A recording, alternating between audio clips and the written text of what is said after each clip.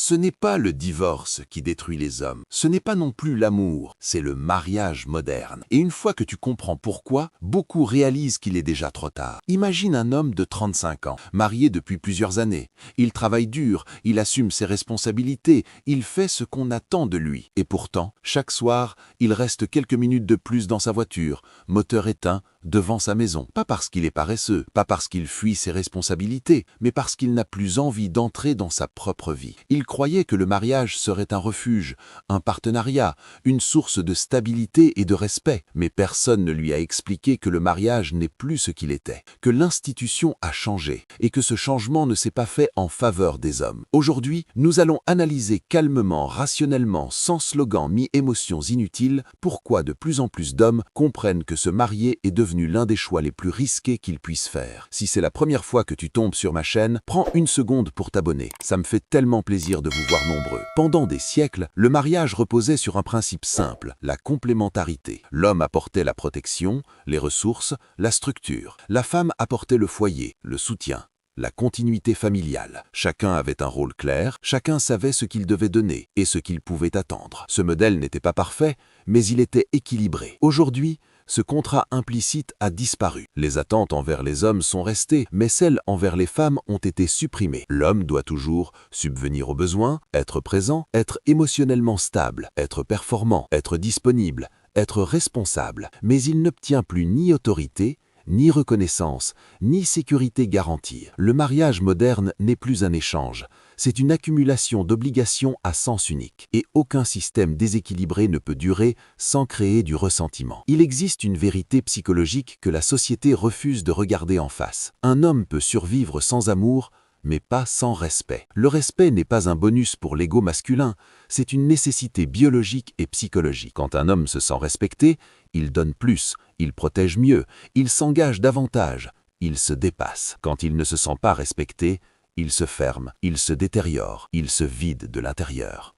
Or, dans le mariage moderne, le respect est devenu optionnel, voire suspect. Un homme qui veut être écouté est qualifié de contrôlant. Un homme qui pose des limites est qualifié de dominateur. Un homme qui attend de la reconnaissance est qualifié d'insécurisé. Peu à peu, il apprend que sa voix dérange, que ses besoins sont secondaires, que sa présence est acquise. Et c'est là que le mariage commence à tuer quelque chose de fondamental. Regarde les films, les séries, les publicités. Le père est incompétent, le mari est maladroit, l'homme est un enfant qu'il faut corriger. Ce message est martelé dès l'enfance. L'autorité masculine est associée à l'abus. Le leadership masculin est assimilé à la domination. Résultat, on retire aux hommes le droit de diriger, tout en leur laissant la responsabilité des conséquences. Un homme marié moderne est responsable de la stabilité financière, de la sécurité, du bien-être familial, mais il n'a plus le pouvoir décisionnel correspondant. C'est une équation psychologiquement destructrice. Être responsable sans pouvoir, c'est la définition même de l'impuissance. Regardons froidement les faits. Que promet le mariage à un homme? Compagnie, accessible sans mariage, sexualité régulière, statistiquement en déclin après mariage, enfant, possible hors mariage, stabilité, conditionnelle, loyauté, non garantie. Que risque-t-il? 50% de ses actes, des années de pension alimentaire, la perte de son foyer,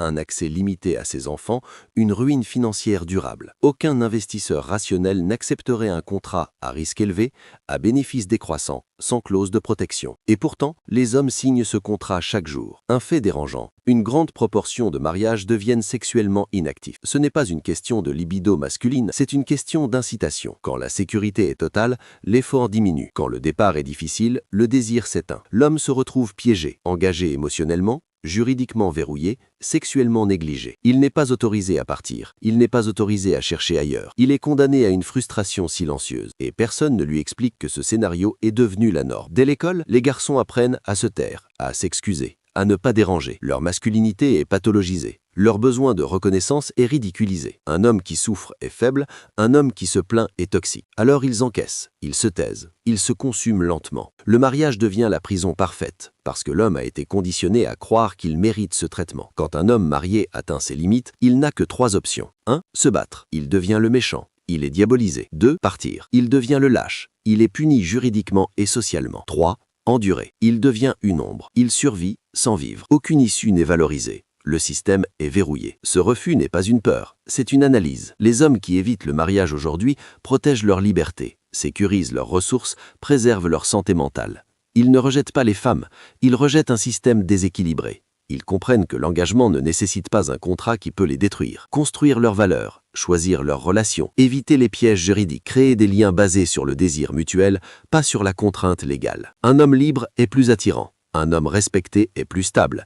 Un homme souverain est plus heureux. Le mariage moderne ne protège plus les hommes, il les expose. Éviter le mariage n'est pas un échec, c'est parfois l'acte le plus responsable qu'un homme puisse poser, parce qu'une vie sacrifiée sur un mythe reste une vie perdue.